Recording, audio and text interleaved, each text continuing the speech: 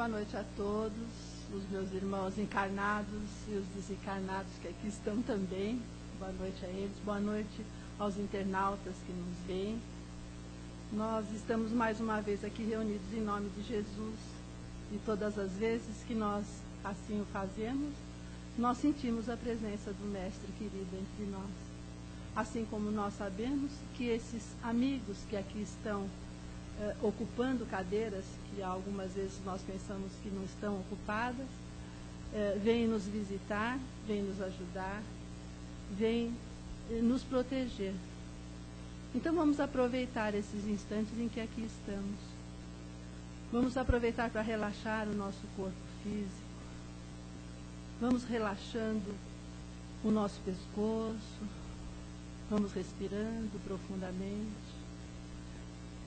Procurando mentalizar o Mestre querido, que está diante de nós, e atrás e do lado, sempre e em todos os instantes. Vamos pedindo a Ele nesse instante que nos abençoe, que nos proteja, e vamos depositando aos seus pés todos os nossos problemas, todas as nossas dificuldades, pedindo a eles que nos ajudem na medida do nosso merecimento. E assim, meus irmãos, nós damos início a mais uma tarde em nome de Jesus, falando da nossa Casa do Caminho que completa 10 anos, falando de todos os nossos trabalhos, que acho que todos os que aqui estão já sabem, né? Do nossas cestas básicas, do nosso atendimento à gestante carente, do nosso bazar, e pedindo a todos que puderem colaborar, que estejam conosco. Os nossos trabalhos são de segunda a segunda, exceto de sextas-feiras, normalmente às 8 horas da noite, né? E às quartas-feiras é que é às 14. Então nós gostaríamos de contar com todos para que a nossa casa continue completando mais 10 e mais 10 e mais 20, e que a gente possa chegar ao nosso propósito, que é ajudar cada vez mais a mais pessoas e a mais famílias, e assim ajudando a nós próprios, porque à medida em que nós vamos dando, nós vamos recebendo muito mais do que dá. É sempre isso que a gente tem que lembrar.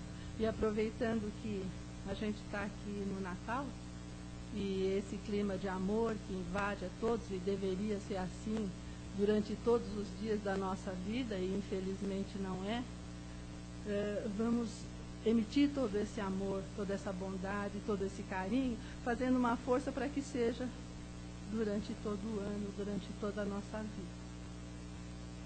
E nós temos hoje o nosso companheiro Marcinho, que vai falar aqui a suave magia do Natal. É bem próprio para o dia que está aí próximo a nós.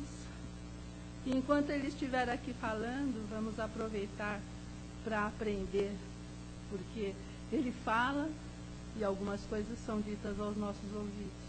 Basta que a gente esteja bem atento para ver o que a nossa consciência diz, para ver o que o nosso eu diz, para ver o que o nosso anjo da guarda nos diz. Por favor, querido. Boa noite a todos. A Cleide falou do tema, né? É tirado do livro No Rumo da Felicidade. Que é esse livro é novo, Sandra? Não, é antigo. Ah, tá. Porque ele tem aparecido bastante agora. E não sei se é coincidência ou não, mas eu tenho visto bastante. O tema é A Suave Magia do Natal. Uma psicografia do Divaldo Pereira Franco, e autor espiritual é a Joana de Ângeles. Então nós vamos ver só um trechinho daqui, que o tema é longo. A Suave Magia do Natal. Faz um resumo aqui. No turbilhão dos conflitos, quando Israel havia perdido a própria identidade, sob o jugo impiedoso do conquistador romano implacável, as expectativas de paz e as necessidades de equilíbrio espiritual de todo o povo eram superlativas. Aqui ela, na verdade, ela faz um ela nos situa na época do Cristo, para dizer assim, resumidamente, que o povo, Roma havia invadido Israel.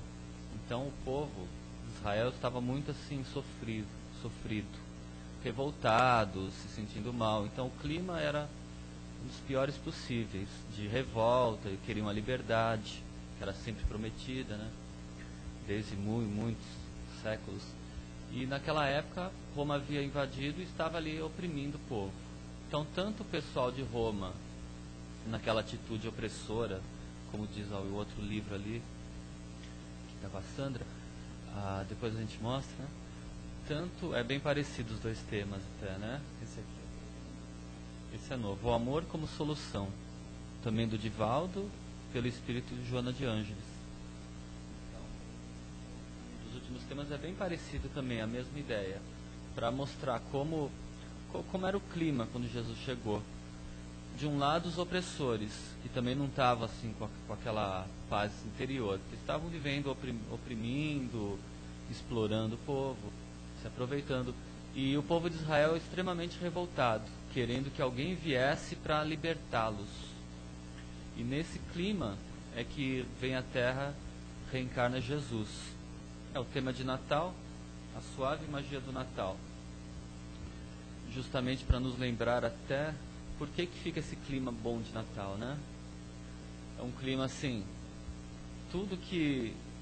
todas as virtudes que se passam, tudo que as pessoas fazem, nós não precisamos analisar muito, mas assim, são coisas boas na época do Natal, né?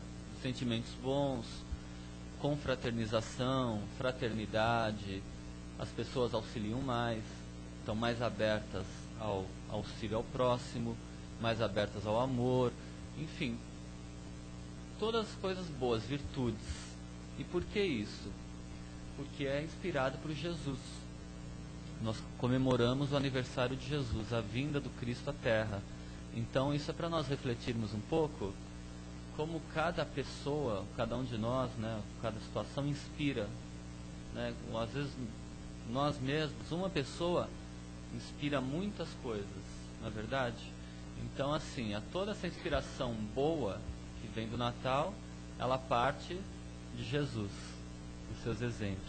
Assim como outras situações, vamos dizer, efeitos colaterais, né, uma das palavras, às vezes são bons ou ruins. Muitas vezes são ruins, e o que está inspirando isso, né? Que situação, o que cada festividade para nós também inspira. Há festividades que nós vamos ver o saldo, ele é bem negativo, acontece muita coisa ruim, tem seu lado bom, mas muita coisa ruim predomina. Então o que está inspirando aquilo? Em contrapartida, o Natal é só coisas boas, né? Inspiração de Jesus, que ele veio trazer à Terra. E como falava a Joana de Ângeles, nesse clima conturbado, encarna Jesus, não é nem reencarna, porque reencarnação é vai e volta, encarna primeira vez, depois reencarna, e assim vai, nossas reencarnações.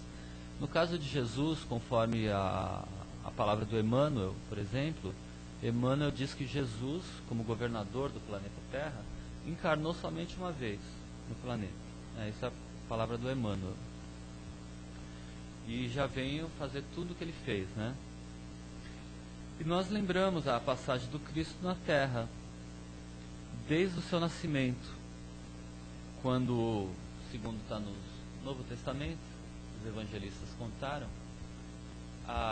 o anúncio do nascimento de Jesus, quando Maria, casada com José, ela percebe que está grávida, e ela recebe a visita de um anjo, talvez um espírito superior, descrito na Bíblia como o anjo Gabriel.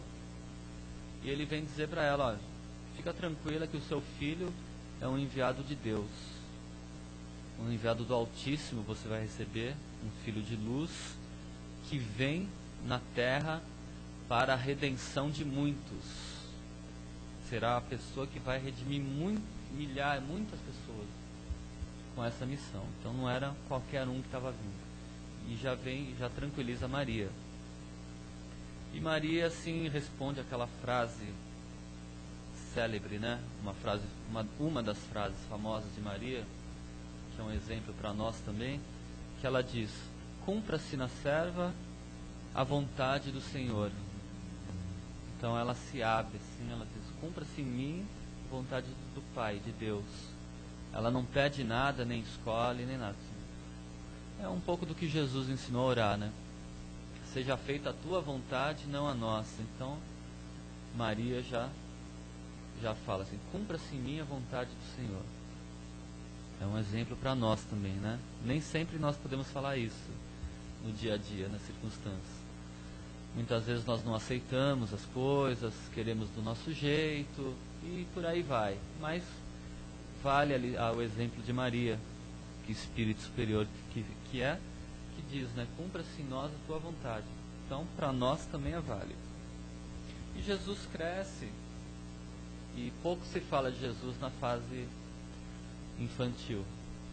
Uma das coisas que narrada no Novo Testamento é que em determinado momento ele é levado, se não me engano, a um templo onde está doutores da lei, pessoas muito sábias ali.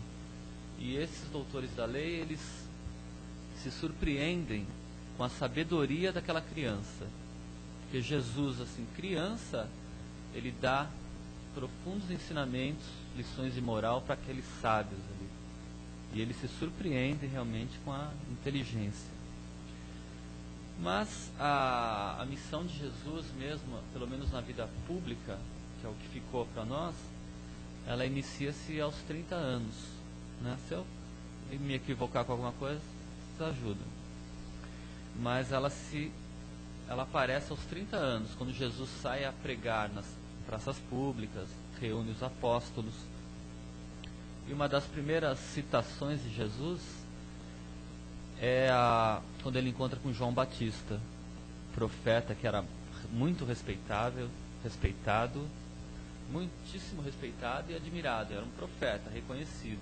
Era durão, assim, condenava as pessoas, vivia no deserto, mas era legítimo.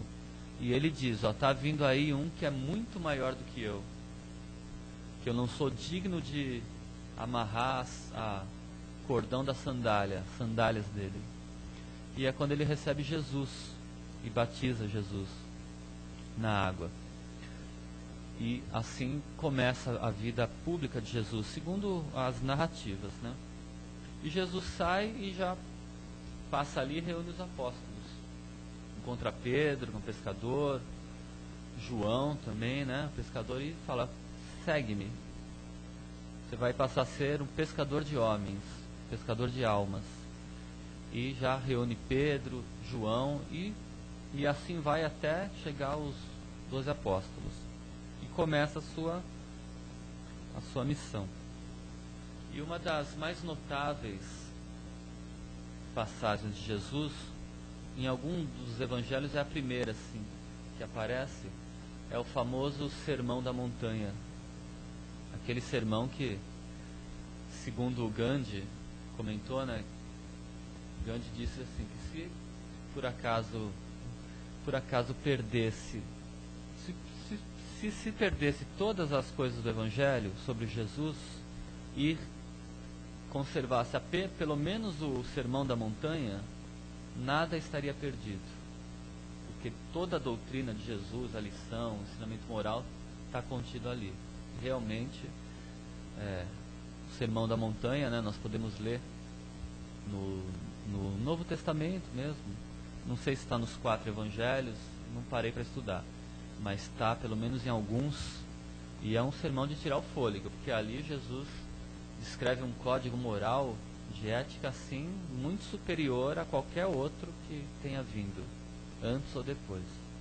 Ali no Novo Testamento ele encerra tudo.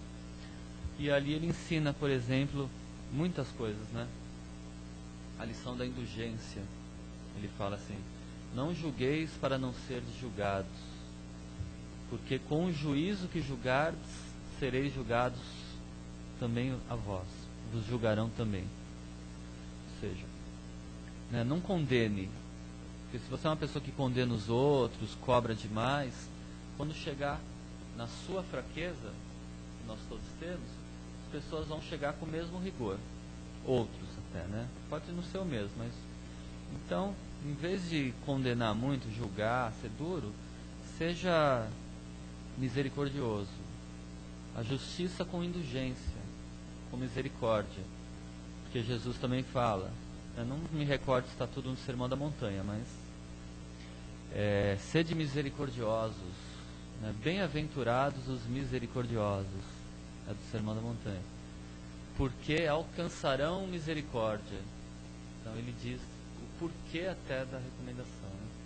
Sede misericordiosos, bem-aventurados, felizes os misericordiosos. Por quê? Porque na sua vez eles alcançarão misericórdia. É o mesmo outro lado do não julgueis, né? E ele ensina a lição do perdão em outra passagem ali com Pedro, quando Pedro, seguindo a lei de Moisés, fala, Senhor, nós devemos perdoar até 7 vezes? E Jesus fala, não, é 70 vezes 7 vezes, né? Cada ofensa ainda. Ou seja, perdoe sempre, não tem um número. Porque naquela época eles ainda achavam a lei de Moisés, né? Chegou a 7 vezes, não precisa mais. Mas não é isso, Jesus vem renovar tudo isso.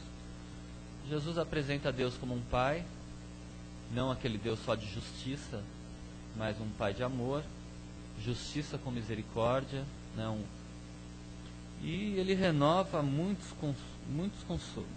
A questão do consolo também, fala, bem-aventurados aqueles que sofrem, porque serão consolados. Ele fala muito sobre a fé no futuro, né? O reino dos céus, por enquanto não é daqui, ele fala. Meu reino não é desse mundo, por enquanto. E ele ensina que o reino dos céus é dentro de nós, trazer o reino dos céus, mas que ainda, né, ele fala em outras passagens, fala ainda por enquanto, nas recomendações que ele faz aos apóstolos, ele fala, olha, muitas vezes vocês serão perseguidos em meu nome, mas é assim mesmo, é grande, quando isso acontecer, alegrai-vos, porque grande é a sua recompensa no céu, enquanto são perseguidos na terra por meu nome. Porque ainda a terra, ele sabia, aquela época ainda não tinha lugar, não era ainda a maioria, e ainda hoje, né? Ainda hoje isso continua, talvez, provavelmente em bem menor escala, mas ainda. Então Jesus, ele renova todos esses conceitos, a fé no futuro, exemplificando. E assim, quando ele termina o Sermão da Montanha, nós recomendamos até a todos a ler, chegar em ler quando puder, né? Reler, né? A maioria já conhece, mas quando ele termina o Sermão da Montanha com todos aqueles conceitos divinos, que Jesus é a ligação com Deus, né? O povo se admira da sua doutrina, principalmente porque Jesus, diferente dos outros profetas que existiram e passaram lá, que as pessoas estudavam muito, Jesus falava com autoridade, né? Normalmente os profetas, eles falavam, vai vir o Messias, falavam de Deus, muitas coisas, só que Jesus falava com aquela autoridade, quem tinha realmente autoridade moral, e tinha. E depois de passar todos esses conceitos divinos, terminado o Sermão da Montanha, são para milhares de pessoas, né? Jesus sobe no monte ali e fala, tem milhares de pessoas ouvindo ao entardecer, e terminado ali, sai todo mundo maravilhado, fala, puxa vida, que renovação de conceitos. E Jesus segue os 3 anos conhecidos, né, da vida pública, não só com palavras, né? Não só com palavras. Muitas vezes ele ensina as pessoas, ele repreende quando percebe a falsidade em algumas pessoas, principalmente nos fariseus, que gostavam de aparentar uma coisa e fazer outra. Então, muitas vezes ele repreende com energia, mas a maioria das vezes ele age com amor, com bondade, com misericórdia. Ele cura. Quantas pessoas, né? Talvez milhares, centenas, milhares de pessoas, através do seu imenso poder espiritual, desenvolvimento que ele possui. Então, por isso ele consegue curar muitas pessoas. Pratica a caridade. Um outro momento que ele lembra assim, Eu não vim para servir, mas eu não vim para ser servido, mas para servir. Ele fala, né? O Filho do Homem não veio à terra para ser servido, mas para servir. Era o maior exemplo de todos, né? O governador podia vir também numa condição superior, podia vir como rei, como descendente de príncipe, né? Governador, mas ele escolhe vir de uma forma humilde, desde o seu nascimento, simples, passa por todas as coisas, como nós vamos relembrar aqui, para mostrar que se ele, para dar o exemplo, que se ele passou por tudo isso, por que que nós não podemos passar? E ele que nem precisava nem merecia. Então ele dá esse exemplo maior, que foi seguido pelos cristãos, né? Assim que ele passou pela terra, os cristãos falavam, muitas vezes eram perseguidos, sofriam, eram levados à morte até, e eles falavam assim, eles tinham essa fé, essa força. Intimamente, né, eles diziam, pô, mas se o mestre que eles seguiam passou por tudo isso, por que nós não podemos passar? Se o mestre passou sofrimento em grau superlativo, por que que nós vamos reclamar? Sem merecer, no caso dele, né? Então, eles tinham isso como uma força interior. Isso ajudava. Não que nós nascemos para o sofrimento, mas nos momentos difíceis, eles tinham essa força para seguir adiante. Jesus exemplifica o amor ao próximo, né? Como ele fala, máxima, amai ao próximo como a ti mesmo, né? E a Deus sobre todas as coisas e ao próximo como a si mesmo. Maior ensinamento que ele fala da lei. Então ele ensina o amor ao próximo, as lições, o exemplo, e segue a sua vida. Historicamente, assim ele passa os 3 anos ensinando, curando, mudando os conceitos, coloca a mulher que era perseguida, era tida como inferior ao homem, ele coloca a mulher em igualdade com o homem, e ele faz tudo sem precisar descumprir a lei, as leis da época, sem brigar com ninguém, sem se afrontar. Ele vai seguindo e renovando tudo. Ele faz uma verdadeira revolução íntima, na sociedade e no coração de cada um. Até tem uma história, se eu não me engano, do Humberto de Campos, acho que é com Simeão, agora eu não me recordo bem, mas resumidamente Jesus está ali bebê, né, no colo de Maria, e eles estão visitando Jesus. E parece que Simeão, assim, um senhor, fala, mas ele comenta, né, sabe que era um bebê especial, que vinha com missão, fala, mas como renovar essa humanidade tão difícil? Ele cita tantas coisas, politicamente corrupta, as pessoas não se entendem, egoístas. Ele enumera assim 1 milhão de problemas. Ele diz, como revolucionar isso? Como que nós podemos renovar isso? Ele conversando com Maria assim, o bebê ali, e Jesus dá um sorriso, o bebê, e bate no coração dele, assim, dá uns tapinhas no coração. Como que dizendo assim, que seria através do coração da criatura que ele renovaria o mundo inteiro, como renovou, né? E segue a vida de Jesus. Normalmente passando por cidadezinhas, pela periferia, lugares pequenos. E finalmente ele se dirige a Jerusalém. Conforme os textos, a entrada triunfal de Jesus em Jerusalém, como nós conhecemos, né? E nessa entrada acompanha Jesus uma caravana de pessoas, milhares de pessoas indo junto, todos os apóstolos, as pessoas ligadas a ele, o povo, todo mundo, aquela caravana entrando em Jerusalém. A esperança íntima, o pensamento da maioria era que Jesus, eles já conheciam o enorme poder de Jesus, a argumentação, o grande enviado de Deus que ele é. E eles tinham a esperança naquela necessidade de libertação, conforme a Joana de Ângeles lembrou bem, né? Começou citando o clima que existia. Eles queriam a libertação do povo de Israel. Então eles tinham plena convicção de que Jesus chegaria a Jerusalém, onde haviam as maiores autoridades lá, tanto de Israel quanto alguns representantes de Roma ali, e eles tinham certeza que Jesus convenceria os governadores a que Jesus tomaria o poder e libertaria o povo de Israel, né? Devolveria o poder a eles. Esse era o pensamento prático deles, Jesus como salvador do povo. E por isso que eles entraram fazendo a maior algazarra ali, naquela discussão. Só que Jesus seguia melancólico. Jesus já sabia da missão, do quadro que ia ocorrer. E Jesus entra em Israel, né, e as portas de Israel, ele até cita: ah, se tu soubesses também o que a tua paz pertence, mas agora seus olhos estão encobertos, e vai, mas dia virá em que vocês sofrerão. Tu faz algumas previsões de Israel, de Jerusalém, conforme aconteceu, né, que Jerusalém foi destruída depois de décadas. Mas assim, esse era o clima quando Jesus entra em Jerusalém. O povo todo esperando que ele fosse libertar, e ele já sabia que o caminho era outro. E ele chega a Jerusalém. Em um determinado momento ele até prevê a sua paixão, né? Ele prevê tudo o que ia acontecer com ele. Ele diz: olha, eles vão capturar. Ele fala numa linguagem um pouco figurada: vão açoitar, cuspir e matar o filho do homem.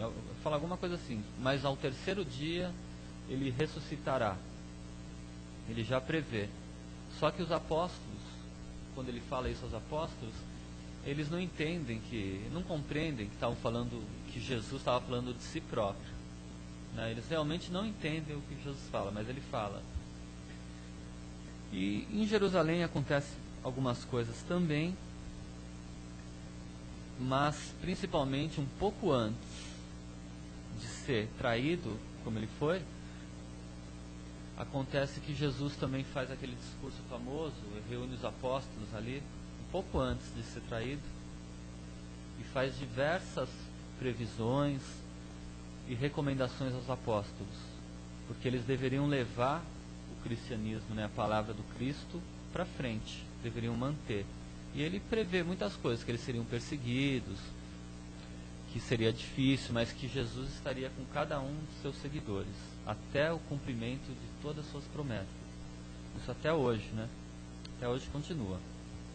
Aí ocorre aqueles fatos bem conhecidos, né? A traição, quando Jesus é julgado por Pilatos, e ele se deixa conduzir como um cordeiro. Chega ao Calvário, abandonado pelos apóstolos, pelos amigos, todo mundo some, só algumas mulheres têm coragem de seguir, de auxiliá-lo. Maria está lá, né? João está junto com Maria, mas assim, a maioria de milhares de pessoas que Jesus havia curado, auxiliado, todas elas desaparecem. Ninguém tem coragem de assumir. Pedro nega Jesus por 3 vezes, depois se arrepende, como ele previra também, e ele se vê só no caminho final. Tudo isso como exemplo, né? Porque a redenção de cada um de nós muitas vezes é solitária, convivendo com muitas pessoas, mas o caminho é único para cada um. O caminho é individual. E Jesus segue com coragem, e quando chega na cruz, na crucificação, ele vê Maria e João ali, Maria sua mãe, né? João dos apóstolos. João está ali abraçado com Maria, e ele diz: olha, mãe, eis seu filho, filho, eis sua mãe, mostrando assim a família universal, espiritual de cada um, não estava preso aos laços, e que as pessoas tinham que continuar. E no momento supremo da crucificação entre 2 ladrões, Jesus ainda perdoa, olha para aquele povo todo ali que não sabia nem o que estava fazendo, e fala: Pai, perdoai-vos, porque eles não sabem o que fazem. Naquele momento, traído, abandonado, só, sem culpa alguma, ele ainda encontra forças, né, para perdoar todos. O maior exemplo de perdão que esse, não dá, né? Nós às vezes ficamos guardando coisas por anos, pela vida inteira, às vezes até por reencarnações, e Jesus ali, tranquilo, né? Vou para Deus, vocês que vão continuar. E ele perdoa e desencarna. Aí ocorre que após a desencarnação de Jesus, eles vão procurar, eles colocam o corpo dele ali num túmulo, né? E depois, parece que no dia seguinte, não lembro bem, o pessoal percebe que o corpo havia sumido. O corpo não estava mais lá. E começa a acontecer fatos insólitos, estranhos. No terceiro dia que Jesus já havia desencarnado, acontece que duas pessoas estão caminhando ali por Jerusalém. E de repente comentando aqueles fatos todos que haviam acontecido e marcado muito a cidade, né? Todo mundo estava comentando aquilo tudo. O profeta havia sido morto, assassinado. E aqueles dois rapazes caminhando, comentando aqueles fatos, e eis que um terceiro se aproxima deles e começa a caminhar entre eles. E ele fala: o que vocês estão falando? Eles falam: poxa, mas você não sabe? Crucificaram o profeta, que era o escolhido, vinha para libertar. E caminhando, era Jesus com eles, talvez materializado de volta ali, né? Mas estava irreconhecível, por isso que eles nem perceberam que era o próprio Cristo que estava ali. E Jesus caminha com eles um bom pedaço, comentando naquele caminho, explicando todos os profetas que estavam nas escrituras, tudo ali, como todos haviam comentado aquilo tudo que havia de acontecer, que nada tinha sido por acaso. E ele cita vários profetas, Elias, Jeremias, muitos que falaram sobre o profeta, sobre como seria a passagem, como ele seria morto, como ele se deixaria conduzir como um cordeiro. Então ele cita detalhes de tudo que havia acontecido para mostrar que aquilo tudo, ele era o profeta, o Messias esperado. E vai contando. Quando eles entram na casa, Jesus aparenta que vai seguir por outro caminho. Eles falam: entra um pouco, né? Senta com a gente. E Jesus senta com eles. E aí Jesus pega o pão e parte assim ao meio, como ele fazia tantas vezes. E aí eles percebem que era Jesus que estava ali entre eles. E quando eles percebem que era Jesus, Jesus desaparece. Aí eles vão correndo contar aos apóstolos. Já haviam visto também a aparição do Cristo ali. E correndo, e os apóstolos não acreditam também. E ali dentro da casa, entre os apóstolos, Jesus aparece novamente. E eles não acreditam que a Jesus estava tão diferente, né, transfigurado. Eles não acreditam que o Cristo podia estar ali vivo. E ele fala: olha, aqui, né, Tomé, olha, mostra as chagas, aperta aqui. Eles veem, apertam, e estava completamente materializado ali, tudo de volta. E Jesus conversa com eles, abençoa a todos, recomenda que eles seguissem, e que estaria com eles. E ele prova ao vivo e a cores a continuidade da vida, que não havia terminado ali. Ele mostra como ele havia cumprido toda a sua missão e estava ali vivo, bem, e ia continuar auxiliando, como ocorreu, né? E essa sim, um resumo dessa lição de Jesus, da passagem de Jesus, né? Sim, é um resumo, porque o que Jesus fez e falou, como fala João, né, naquele jeito poético dele, acho que ao final do Evangelho de João, ele comenta que se fosse escrever tudo que o Cristo havia dito e feito, não daria para preencher todos os livros da terra, com todas as coisas que ele havia feito. E essa é a passagem do Cristo. Então, o clima de Natal é o aniversário de Jesus, sua passagem na terra. E ele vem nos dar todos esses exemplos de virtude, mostrou como a humanidade inteira, né, como cada um de nós pode evoluir, se libertar dos problemas, vencer as próprias imperfeições e se redimir perante Deus e o Eterno, né, que nós somos, que a vida continua. Jesus também prometeu o Consolador, que veio na doutrina espírita, muito tempo depois, nos abrir tantas coisas. Mas hoje a lembrança mesmo é da passagem do Cristo na Terra, como Ele está em nós até hoje, né? Em nossos corações, como Ele veio mudar a vida de cada um de nós e principalmente continua presente, auxiliando a humanidade inteira a evoluir e trabalhando bastante por nós, né? Como nós sabemos. Então, uma boa noite a todos. Vou passar agora para perguntas ou comentários, né? Todo mundo, tenho certeza que todo mundo tem alguma coisa a dizer, a lembrar.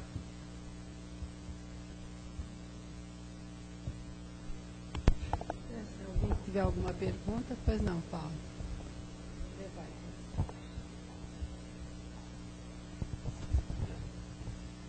Boa noite, Márcia. Queria comentar sobre o Natal e também essa época de festas de fim de ano. É muito comum as pessoas ficarem um pouco melancólicas,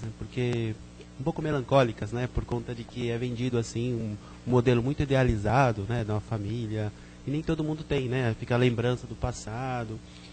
E a gente que trabalha com dependência química sabe que é muito comum uma recaída nessa época. Não sei se é por conta dessa melancolia ou até por conta da oferta, né, de bebidas, até um paradoxo, né, como pode, né, numa época tão espiritualizada acaba sendo propícia a recaídas, né, de alguns dependentes químicos, né. Então, não sei se você quer comentar algo sobre tanto essa coisa que a gente às vezes acaba ficando meio melancólico, mas que não é necessário, né, que a gente pudesse entrar num outro clima, né, um clima de paz, de tranquilidade, né. Obrigado. Você falou sobre a oferta também Está um pouco barulho aqui, eu não consigo ouvir. Oferta de álcool, de coisa. Eu acho o seguinte, ó, certo.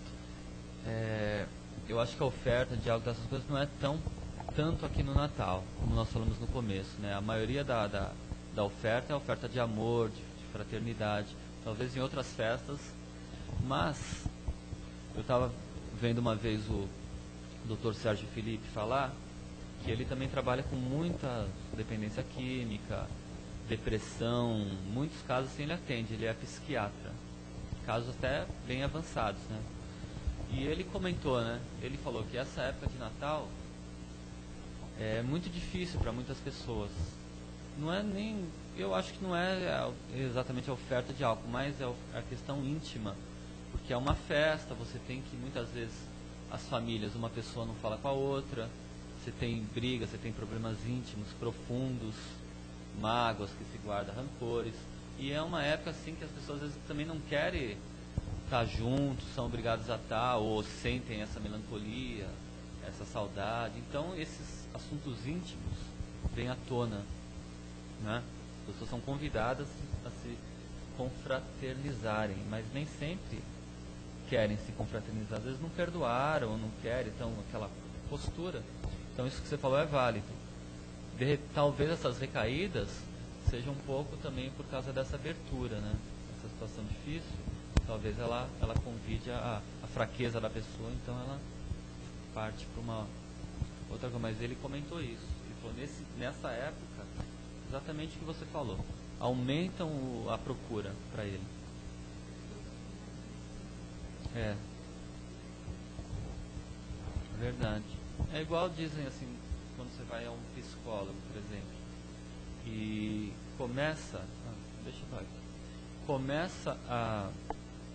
você começa a contar problemas, né, na terapia, e você começa a mexer coisas lá que estão lá dentro, quietinho, você começa a pôr pra fora.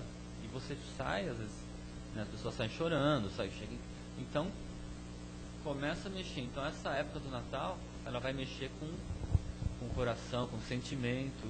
E isso às vezes incomoda, né? Começa a reflexão, né? Às vezes, exatamente. Entra e começa a refletir sobre tudo aquilo que já aconteceu ou que já fez, e aí de repente isso pode levar, né? Se ela não estiver bem fortalecida, isso pode levar, né? Porque algumas coisas lá intrínsecas, elas aproveitam para botar para fora e a bebida é um dos caminhos que se tem, né? Eu disse no começo que o Natal é um clima de paz, de amor, e reina esse amor no planeta todo. Se a gente atentar para isso, se a gente relaxar um pouco e atentar para isso, a gente vai ver que realmente o amor está no ar. Todo mundo está propenso a dar, a ajudar. Quer dizer, eles acham que o dar o fazer o bem. Né? Quando na realidade fazer o bem, você poderia dar o ano inteiro, porque ninguém come só uma vez por ano, ninguém veste só uma vez por ano, e as crianças não podem receber brinquedos só uma vez por ano. Né? As crianças, pelo menos as crianças que andam aí perambulando pela rua. Então, eu acho que esse clima, Deus na sua magnitude, ele fez com que esse clima de amor, pelo menos uma vez por ano, a pessoa despertasse para alguma coisa. E depois, com certeza, pudesse continuar, que não é o que acontece, né? O Natal é um clima de confraternização. Então, é importante a gente chegar na noite de Natal e não pensar lá nas comidas, mas olhar para o companheiro, para o irmão, para o cunhado, para aquelas pessoas que a gente não gosta, e olhar o bem que ela tem. Olhar além da aparência e dizer, eu te amo. É uma coisa tão simples e tão boa de dizer, gente, sabe? Se a gente olhar para o irmão, se olhar para o companheiro e dizer eu te amo, esse é o maior presente. Esse é o símbolo do Natal, é o amor. E deveria durar o ano todo e infelizmente isso não acontece. Mas nós aqui que estamos reunidos, a gente pode fazer um propósito, dizer eu vou fazer durante todo o ano. Né? Eu vou lembrar de uma criança lá que tem na minha família, não precisa nem ser da rua, né? Mas vou lembrar daquela criança e vou levar uma bonequinha, vou levar uma roupinha, porque ninguém veste um dia só por ano. Mais alguém tem alguma pergunta? Pois não. Vou fazer duas colocações. Dia da confraternização, eu fico feliz, mas não fico muito feliz. Fico feliz de encontrar os meus parentes, amigos, né? Mas eu estou lá tomando o meu refrigerante e o pessoal está lá ingerindo bebida alcoólica. Então fico meio triste. A minha felicidade é no dia seguinte, que eu amanheço bem, e a maioria vai amanhecer com dor de cabeça, né? E mais uma coisa também, a doutrina espírita era bastante clara, né? Não só a doutrina espírita, como a Bíblia esclarece direitinho que Jesus é nosso irmão e Deus é nosso Pai, né? E existe uma infinidade de crenças aí que chama Jesus de Pai. Não sei se você gostaria de falar alguma coisa sobre isso. Isso aqui, assim, para nós, a doutrina espírita, isso é bem claro, né? Como você falou. Até porque o princípio Deus criou todos, Deus é um só, e criou todos simples e ignorantes espíritos. E o espírito vai evoluindo. Então Jesus passou por tudo isso também. Bem antes de nós, né? Nós estamos no caminho, ele já passou, mas dizem que quando criou a Terra, Jesus, o governador do planeta, então foi o que, autorizado por Deus, então já estava ali. Mas, no próprio Novo Testamento, narrativa dos Evangelhos, Jesus nunca diz eu sou Deus, eu sou o Pai. Ele fala o Pai, meu Pai, né? Nosso Pai. E ele diz, até, por exemplo, o título, ele aceita o título de mestre. Comentado isso também, né? O único título que Jesus aceita na Terra é o de mestre. Ele realmente ensinava muito. Nenhum outro. Nem de bom ele aceita. Chamam ele de bom, ele fala bom só o Pai. Que estás no céu, né? Que faz nascer o sol para justos e injustos, né? E cair a chuva sobre bons e maus. Então, assim, Deus auxilia a todos, sabe tudo. Mas ele, assim, em todos os momentos, ele separa ele, a pessoa dele, da pessoa de Deus. Em nenhum momento ele diz eu sou Deus, então, isso é claro, né? Estudando um pouco, isso fica claro. Mais alguém? A gente só queria lembrar que é aniversário de Jesus, né? A gente sabe que não é 25 de dezembro, mas foi convencionado. Então a gente tem que lembrar de quando nasceu Jesus para você, né? Que a gente sabe que para Maria Madalena nasceu quando ela se redimiu, né? Para Paulo foi na estrada de Damasco, né? Esse foi o dia que Jesus nasceu para eles. Então a gente tem que lembrar quando é que Jesus nasceu para a gente. Se ele já nasceu no nosso coração. Porque Jesus é amor, Jesus é perdão. E muitos de nós ainda não temos ainda essa condição de amar e de perdoar, né? A gente é capaz de ver a teia de aranha lá na parede e não ver o resto das coisas boas que as pessoas fazem. Então, a gente tem que começar a parar e pensar, será que Jesus já nasceu no meu coração? Será que eu já deixei esse nascimento chegar até mim. Então, é esse que ele veio trazer para a gente, o amor, né? E a lição dele, a maior de todas, é sempre o amor. É o exemplo que ele nos deixou. Então, vamos começar a fazer uma reflexão, que nem a Cleide falou. É reflexionar. Na noite de Natal, a gente vai brincar com as crianças, porque as crianças gostam de Papai Noel, mas não substituir Jesus pelo Papai Noel. Lembrar que Jesus, e ensinar isso para as nossas crianças, desde pequenininhos, na hora da ceia, fazer a prece, sabe? Lembrar que nós estamos comemorando o nascimento de Jesus, para que eles possam crescer também com essa ideia de Jesus no coração. Muito bom. Mais alguém? Jesus nasceu em várias datas. Para mim, ele nasceu no dia 3 de outubro de 1948.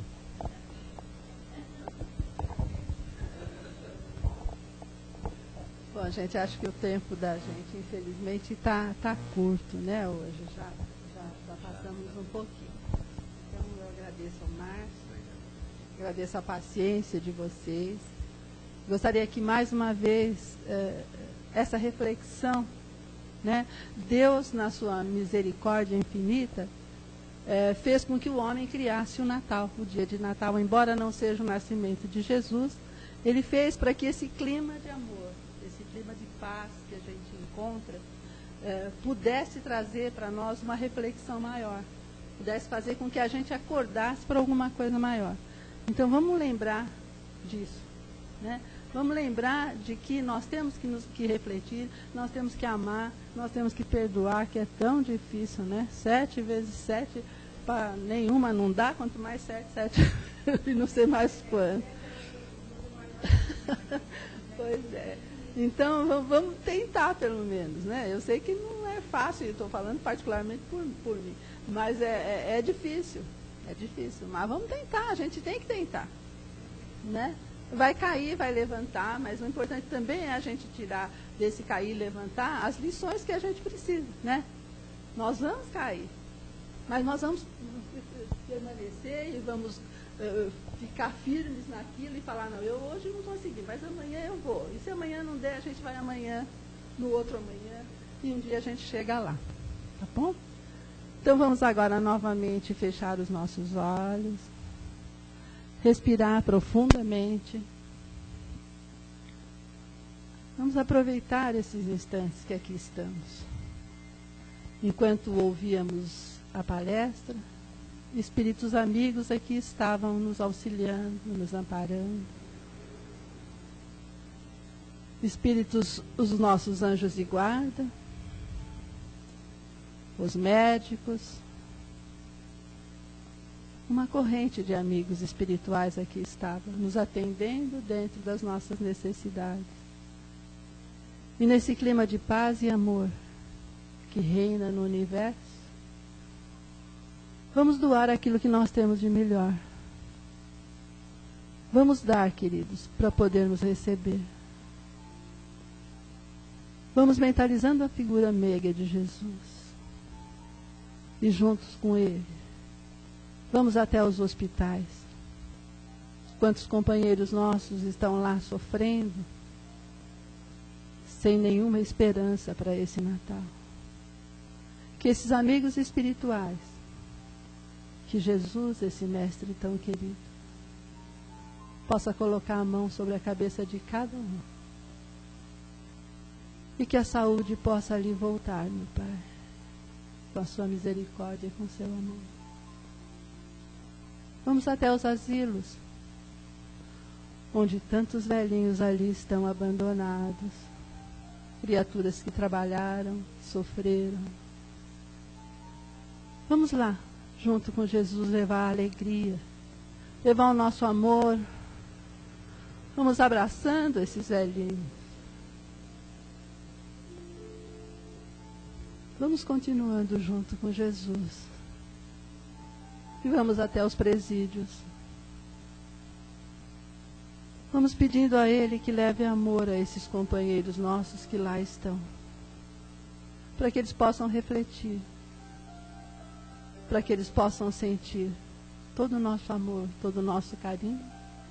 E assim seguirem um caminho diferente. Vamos até os orfanatos. Vamos ver aqueles nossos companheirinhos que perambulam pelas ruas, sem saber se é Natal, sem um pedaço de pão. Vamos pedir mais uma vez a Jesus a sua misericórdia para esses companheiros.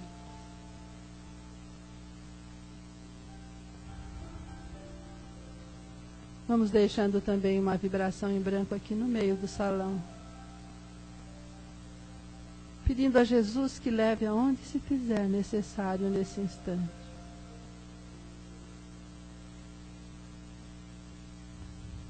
E agora vamos até os nossos lares. Vamos lá abraçando aqueles companheiros que nós achamos que necessita mais. Vamos na companhia do Mestre. Vamos pedindo a Ele que abençoe o nosso lar, que abençoe as pessoas que lá estão, que a sua paz possa reinar em cada lar. Vamos vibrando pelo nosso planeta Terra. Vamos envolvendo esse planeta azul com a palavra paz em letras douradas no céu. Que essa paz se estenda a todos os cantos deste mundo, meu Pai, para que haja compreensão, para que haja amor, para que governantes e governados possam seguir de mãos dadas para alcançar o objetivo necessário. E agora, meus irmãos, vamos vibrando por nós mesmos. Vamos depositando aos pés do Mestre os nossos pedidos. Vamos entregando a Ele aquela criatura mais difícil.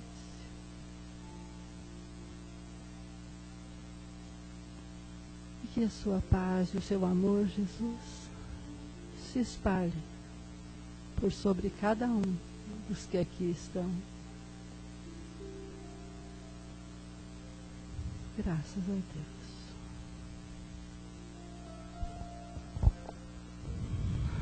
Vamos respirando mais tranquilamente. E vamos conservando esse amor, essa paz e essa confiança no Mestre.